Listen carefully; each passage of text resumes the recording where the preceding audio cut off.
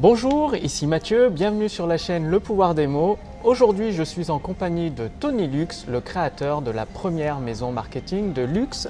Bonjour Tony. Bonjour Mathieu. Alors, est-ce que tu peux te présenter à nos auditeurs? Il faut dire que tu es un homme d'affaires très occupé et aujourd'hui, on a réussi à trouver un court créneau pour que tu puisses partager tes conseils qui permettent, même tes stratégies innovantes qui permettent à tes clients de gagner des dizaines de millions d'euros par an. Alors, je te laisse te présenter. Oui, alors effectivement, comme tu l'as dit, déjà merci de cet entretien Mathieu, ça me fait plaisir. J'ai créé donc la première maison marketing de luxe. Donc en fait, ce qu'on enseigne pour nos clients, c'est tout simplement comment les marques de luxe à la française, Dior, Chanel, Louis Vuitton, peuvent être aujourd'hui parmi les plus profitables dans le monde, malgré que la plupart de ces fondateurs ne sont pas nés avec une cuillère en argent dans la bouche. Et donc, ce sont des stratégies qui fonctionnent même pour les infopreneurs, même pour les personnes qui se lancent, qui n'ont pas d'investisseurs, qui ont un budget relativement petit. D'accord. Et donc, dans l'objectif de vous apporter le maximum de valeur avec cette interview, je vais poser à Tony des questions assez originales, assez particulières pour lui permettre de vous apporter des éléments concrets que vous allez pouvoir appliquer tout de suite maintenant dans votre business. Alors, Tony, quel est le livre que tu as le plus fréquemment offert ou l'ouvrage ou les ouvrages qui ont le plus influencé ta manière de vivre? Alors, il y a un livre de Jim Collins, donc J-I-M Collins, C-O-2-L-I-N-S, qui s'appelle From Good to Great. Donc, en français, ça se traduirait par de la performance à l'excellence. Il a été traduit. Et Jim est quelqu'un d'extraordinaire parce qu'il a étudié quels sont les schémas récurrents parmi les sociétés qui survivent des décennies et des décennies. Pourquoi aujourd'hui Walt Disney est encore plus fort qu'avant et pourquoi d'autres sociétés disparaissent, comme on a vu l'exemple de Kodak par exemple ou de IBM qui étaient pourtant des multinationales énormes. Et pour moi, c'est l'un des livres les plus importants à lire en tant que chef d'entreprise parce qu'il explique l'importance d'avoir une culture très forte. Il a vu pourquoi certaines sociétés comme Kodak, comme IBM, qui étaient parmi les plus grandes multinationales du monde, ont échoué. Et il en a fait une méthode et le centre de sa méthode, c'est la culture. Et aujourd'hui, dans le marketing, on parle beaucoup de marketing et de marketing, mais si vos employés, si vos collaborateurs, si votre entreprise ne communique pas, n'a pas une culture forte, eh bien vous n'allez pas vous différencier sur votre marché. C'est évident. Aujourd'hui, on est dans un hôtel 5 étoiles. Les employés, s'ils ne sont pas bien payés, s'ils ne comprennent pas les valeurs de la société, s'ils ne sont pas heureux, ils ne vont pas pouvoir retransmettre cette énergie aux clients. Et donc, finalement, un concurrent qui va pouvoir retransmettre cette énergie-là va gagner des parts de marché puisqu'il va pouvoir apporter une meilleure expérience client. Tu me suis ? D'accord. Et donc, c'est pour moi la lecture numéro 1 que je vous recommande.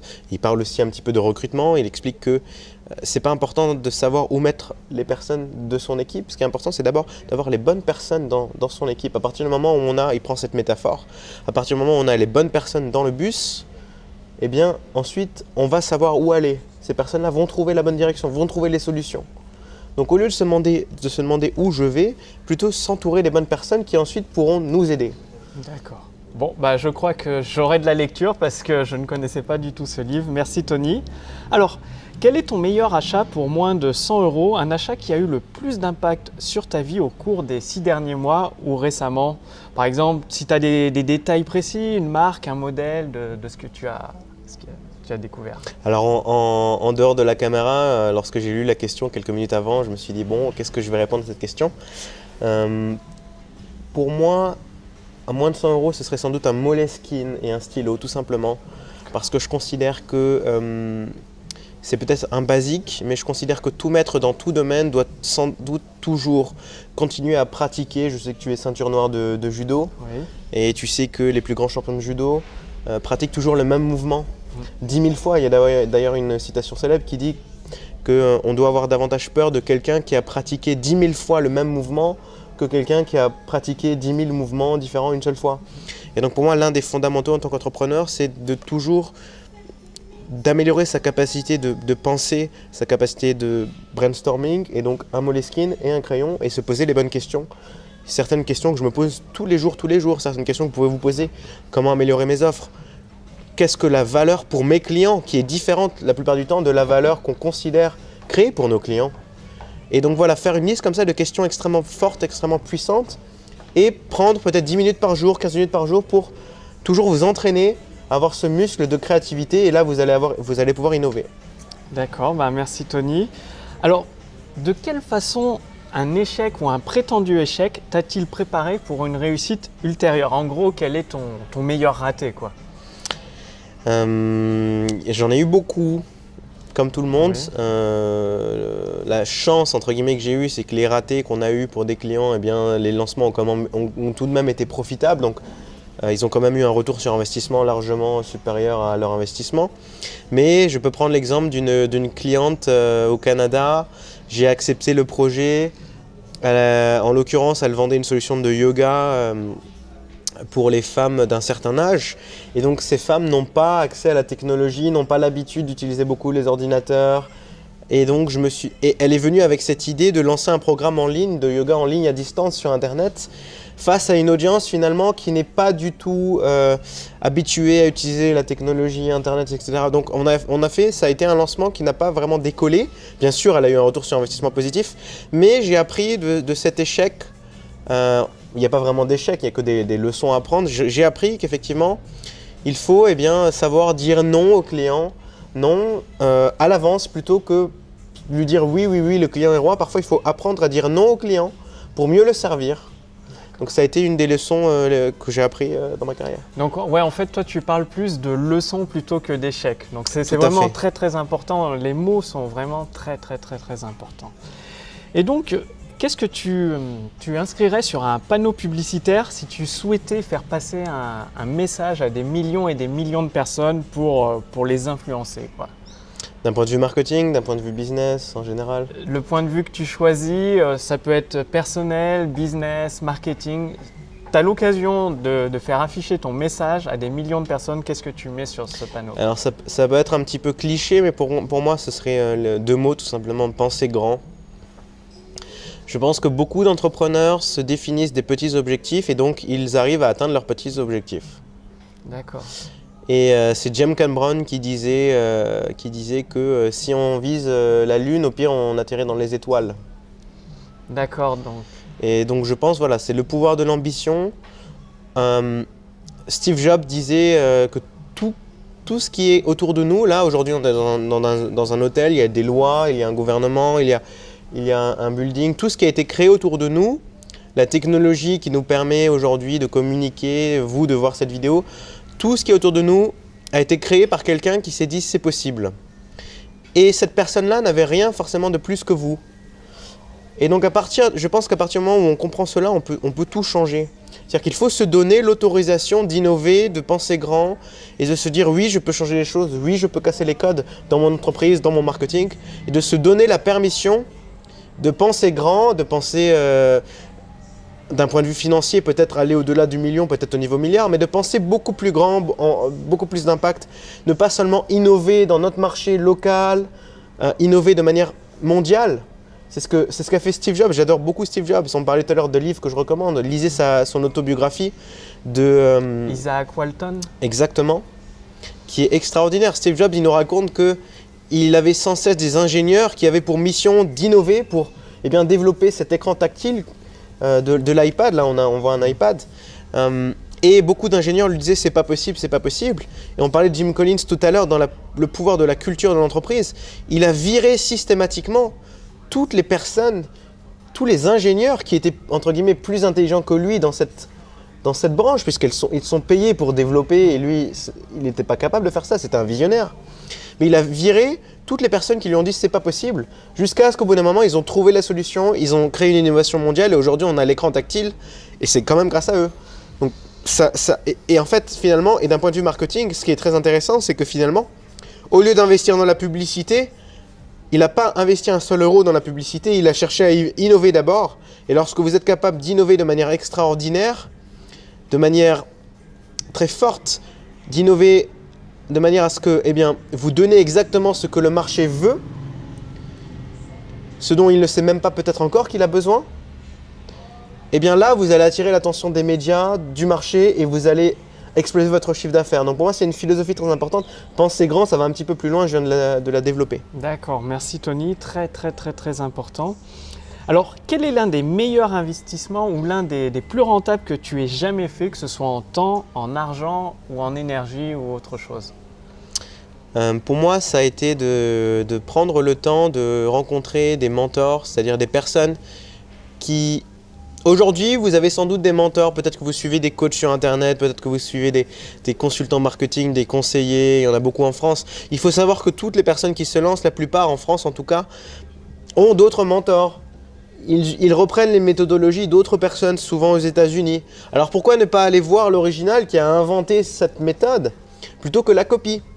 Donc c'est ce que j'ai fait. Lorsque j'ai vu des livres en France, je me suis demandé, ok, cet auteur, de qui est-ce qu'il a appris? Et donc j'ai trouvé quelqu'un d'un petit peu plus vieux, d'une autre génération. Et là j'ai été voir cette personne et je lui ai dit, mais de qui est-ce que tu as appris? Et là j'ai été voir cette personne, elle m'a dit, mais j'ai appris de telle personne. Et donc là, au bout d'un moment, on va un petit peu jusqu'à l'huile essentielle de la connaissance, de la sagesse marketing et dans les affaires, pour aller trouver des personnes comme Dan Kennedy aux États-Unis ou d'autres qui aujourd'hui sont en fin de carrière, qui ont 70, 80, 90 ans, qui ont une sagesse extraordinaire, une expérience extraordinaire, et ces personnes-là sont capables de vous apporter bien davantage que quelqu'un qui va copier, qui va peut-être adapter avec son style, mais qui ne va pas voir les subtilités et les points de détail importants qui font vraiment la maîtrise. Donc pour moi, c'est toujours ne jamais arrêter d'investir dans les mentors, mais faire très attention à la sélection des mentors, toujours sélectionner un mentor qui a créé une méthode innovante. Donc qui est le créateur de sa propre méthode et non pas une méthode copier-coller qui proviendrait de notre pays, parce que dans ce cas-là, autant aller voir le créateur de la méthode. Donc tu recommandes de remonter à la source de la création, quoi. Tout à fait. Et dans votre marketing, je vous recommande vous-même de créer votre propre méthode. Si vous avez une méthodologie unique, c'est ce que j'ai fait dans mon cas en créant la première maison marketing de luxe. Très bien, très intéressant. Alors, une petite question un petit peu qui sort des sentiers battus. Est-ce que tu as une habitude curieuse ou une chose inhabituelle que tu adores faire? Me lever tard. Le caméraman derrière le sait très bien. Ok. Pendant 1 an et demi, je me suis levé à 5h du matin. Et puis je me suis rendu compte que c'était pas pour moi, alors je me suis dit peut-être que je vais m'habituer, et puis je me suis rendu compte que finalement j'ai accepté le fait que j'ai peut-être un cycle naturel. On a tous un cycle, vous savez, avec les hormones, avec le soleil, etc., naturel, qui est différent, et il y a des couches tôt, il y a des lève tôt, il y a des lève tard, etc. Et donc j'ai accepté cela, et donc moi je ne me lève en général jamais avant 11h du matin, midi. Par contre je peux travailler très tard, je peux travailler jusqu'à 3h du matin, 4h du matin. Et j'ai énormément de créativité en fin de soirée et durant la nuit, donc j'utilise cette créativité pour aider mes clients. Et donc voilà, c'est un petit peu bizarre puisque dans le monde de l'entreprise en général, on a des chefs d'entreprise qui se lèvent tous les jours à 7h, à 6h. Voilà, quelque chose d'un petit peu différent. Donc ça explique pourquoi je reçois tes mails des fois à 2 ou 3h du matin, quoi. Exactement. D'accord. Alors, au cours des 5 dernières années, quelle nouvelle croyance, attitude ou habitude a le plus amélioré ta vie ? C'est une très bonne question. D'un point de vue marketing, le fait de comprendre que tout marketing n'est que de la valeur perçue. C'est-à-dire que si aujourd'hui, vous avez un hôtel 5 étoiles qui vous envoie un email, le simple fait que c'est un hôtel 5 étoiles, même si le message est le même, si vous allez recevoir un email d'un hôtel 1, 2 ou 3 étoiles, même si le message est le même, le poids du message ne sera pas le même. Même si le message est le même, d'où l'importance d'avoir un positionnement élevé et de comprendre la valeur perçue.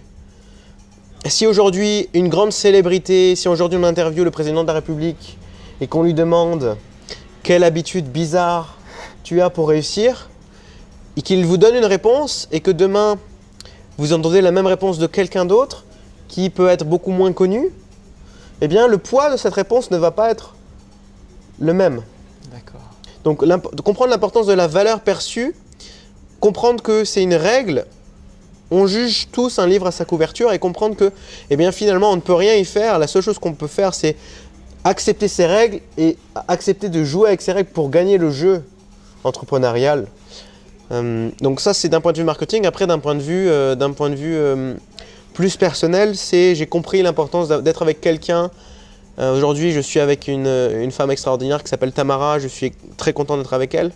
J'ai compris l'importance d'être dans un couple heureux et épanoui et à quel point cela influence mon entreprise. Puisque si je suis bien au quotidien dans mes émotions, eh bien, je serai plus performant pour mes clients, dans mon entreprise, dans ma créativité. D'ailleurs, Napoléon Hill en parle énormément dans son livre « Pensez et devenez riche », de la relation de couple, une relation harmonieuse qui est extrêmement importante, ça a des conséquences dans tous les domaines de sa vie. Tout à fait. Alors, quel conseil donnerais-tu à un étudiant malin qui veut se lancer dans la vie active et surtout, quel mauvais conseil devrait-il absolument ignorer? Le conseil numéro 1, c'est de découvrir quelles sont ses forces et ses talents. La différence entre force et talent, un talent, c'est quelque chose que l'on peut avoir d'inné, mais pour que ce talent devienne une force, on doit le travailler. Et donc être capable, il y a un livre qui s'appelle Strength Finders, Découvrez vos forces, qui est en fait le processus utilisé par la NASA pour découvrir les talents naturels des employés, etc. C'est être capable d'identifier quels sont nos talents naturels. Aujourd'hui, à l'école, le système éducatif tel qu'il est conçu nous dit d'être moyen partout pour passer des diplômes. Mais le monde entrepreneurial, le monde des affaires, le monde réel est totalement différent puisqu'aujourd'hui, vous devez être un spécialiste qui est très fort dans une seule chose et vous allez être très bien payé pour cela, peu importe si vous êtes nul dans d'autres domaines.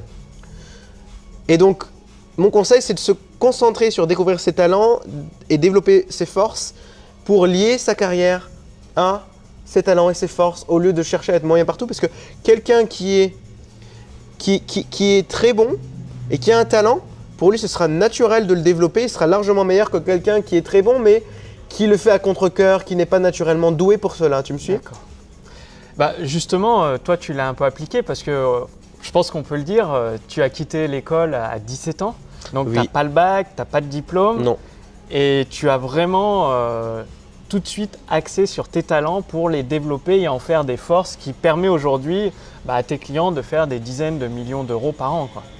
Oui, tout à fait. Donc, le dernier lancement qu'on a fait, on a fait 8 millions d'euros en 3 semaines. Tout ça pour vous dire que c'est possible. Les diplômes ne sont pas un prérequis pour la réussite. Et même si vous avez des diplômes, ce n'est pas forcément non plus un point faible d'avoir des diplômes. Vous pouvez les mettre en évidence. Mais pour moi, voilà, l'élément clé, c'est de toujours développer ses forces et ses talents. D'accord, merci Tony. Donc Tony, lorsque tu te sens submergé ou déconcentré ou que tu as temporairement perdu ton objectif, quel est ton réflexe? Qu'est-ce que tu fais pour justement réussir à retrouver ton calme intérieur? Ou ça peut être dans un cas de situation de stress extrême, quoi, ce qui peut arriver. Alors je suis très ambitieux, je prends beaucoup de risques. Donc effectivement, ça m'arrive d'être assez stressé. Donc pour répondre à ta question, ça m'arrive très très très rarement de perdre mon focus parce que j'ai mis en place des systèmes que je vous recommande. Par exemple, le fond d'écran de mon ordinateur, il n'y a aucune icône, il n'y a que 5 images qui représentent mes motivations symboliques émotionnelles. Donc si par exemple Mathieu, ou si votre objectif c'est par exemple le fait d'avoir une magnifique maison en famille, c'est l'un de vos objectifs qui vous motive le plus, eh bien trouvez une image qui vous motive énormément et la mettre sur l'ordinateur en fond d'écran pour avoir ce rappel. J'ai mis aussi beaucoup d'autres rappels, j'ai une assistante de direction qui me rappelle tous les jours ce qu'on doit faire, etc. Donc je perds assez peu mon focus. Par contre, lorsque je suis stressé, eh bien, je médite tout simplement. Ça peut paraître bateau, mais je médite. Donc, je me recentre. Je prends le temps de faire, par exemple, du yoga nidra. Maryse Lehou, que je vous recommande de Diva Yoga, je vous recommande de regarder son travail. Elle enseigne un petit peu sur cette thématique.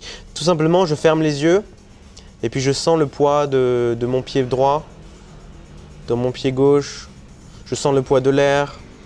Je sens le poids de mes épaules, etc. Prendre le temps comme ça, quelques minutes, de ressentir chaque membre de son corps pour être dans le moment présent. Et quand on est dans le moment présent, et aussi quand on est dans la gratitude, eh bien la peur disparaît. D'accord. Et là, on peut se recentrer et bien se concentrer sur notre projet. Ok. Écoute, Tony, je te remercie énormément pour toutes ces informations, toute cette valeur que tu as partagée avec nous. C'est vraiment très, très précieux. Et si les auditeurs souhaitent te retrouver, où est-ce qu'ils peuvent te retrouver et en quoi tu peux les aider justement, parce que vu que tu as la première maison marketing de luxe, voilà, je te laisse… Oui, alors vous pouvez retrouver davantage d'informations sur www.tonylux.fr. On mettra le lien sous la vidéo. Il n'y a pas beaucoup de choses sur mon site internet parce que c'est une stratégie marketing que je vous recommande d'ailleurs d'utiliser. Donc petit dernier conseil, si vous mettez tout sur votre site, les gens vont regarder et risquent de partir. Si vous êtes capable de susciter la curiosité, ils vont s'inscrire, donner leurs coordonnées et revenir vers vous. Et là, vous allez pouvoir être proactif, garder le contrôle dans la communication pour peut-être faire un partenariat avec eux ou pas. Et je fais principalement du consulting et de l'implémentation dans les lancements de produits. Donc, il a dit un mot très très important, Tony, c'est garder le contrôle. C'est vraiment très très très important. Donc, c'est juste pour ça. Donc, je mettrai un lien sous cette vidéo pour retrouver Tony Lux sur son site internet. Donc, je vous recommande fortement de prendre des notes, de regarder une deuxième fois, une troisième fois cette interview, de prendre des notes et de passer à l'action. Donc, de lire les livres que Tony a recommandés. Il en a recommandé 2. De mettre en pratique par exemple la méditation et tout ce qu'il a partagé. Donc je te remercie énormément Tony d'avoir consacré ton temps précieux pour cette interview. Je t'en prie. Et le lien pour retrouver Tony est juste en dessous et je vous retrouve dès demain pour la prochaine vidéo. Merci et à bientôt.